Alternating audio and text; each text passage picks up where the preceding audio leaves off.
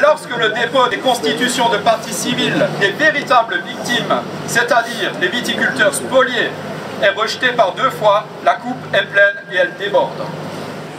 Malgré leur nombre, elles demandent à être reconnues comme victimes de façon individuelle et pas seulement collective. C'est leur droit et leur dignité. Cette manifestation est donc le fruit du traitement qui nous a été réservé. Les victimes se sont senties méprisées dans la procédure en cours et souhaitent exprimer leur indignation. La justice du nombre, qui fait fi des intérêts particuliers et qui ne peuvent pas toujours être portés par l'avare, est insupportable. Pensez aux réelles souffrances psychologiques et aux angoisses. Certes, la justice préférerait ne pas s'encombrer de nombreuses notifications à toutes les parties. Mais encore une fois, celles-ci ne sont pas responsables du fait qu'il n'y ait pas qu'une seule victime dans toute la région. Nous avons tout mis en œuvre pour épargner du travail inutile à l'appareil de la justice. Défense commune, élection des domiciles au cabinet de l'avocat de commune, donc avec une seule notification à faire. Le travail fourni par nos soins est un véritable travail d'enquête et de collecte d'informations que les enquêteurs judiciaires n'ont pas eu à faire, mais seulement les vérifications. C'est une sacrée économie de temps et d'argent pour la justice. La compilation réunie par nos soins pour le dossier d'instruction est un document facilement exploitable. Et même s'il est volumineux, sa présentation est telle qu'elle ne pollue en rien le dossier, mais au contraire, elle l'enrichit. Ce dossier est présenté souvent comme extrêmement complexe. Il m'apparaît pourtant comme extrêmement simple.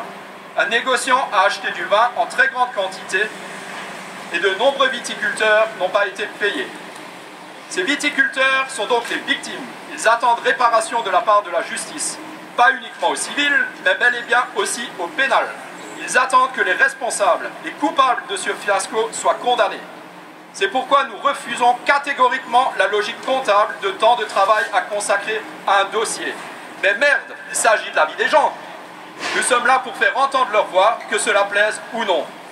Étrangement, certaines affaires au niveau national, notamment politiques, portées à la connaissance du grand public avec des enjeux beaucoup moins importants, sont traitées à une vitesse éclair. Ici, on parle de plus de 14 millions d'euros et de plus de 140 victimes. Que faut-il de plus pour que des moyens supplémentaires soient mis en œuvre afin que cette affaire soit traitée dignement? Faut-il attendre un drame humain? Justice, réveille-toi! Nous serons évidemment vigilants à ce que tous les moyens soient mis en œuvre afin d'avancer dans la procédure plus rapidement et espérons qu'enfin les victimes seront comprises et entendues. Et s'il le faut, nous reviendrons. Oui. Ouais.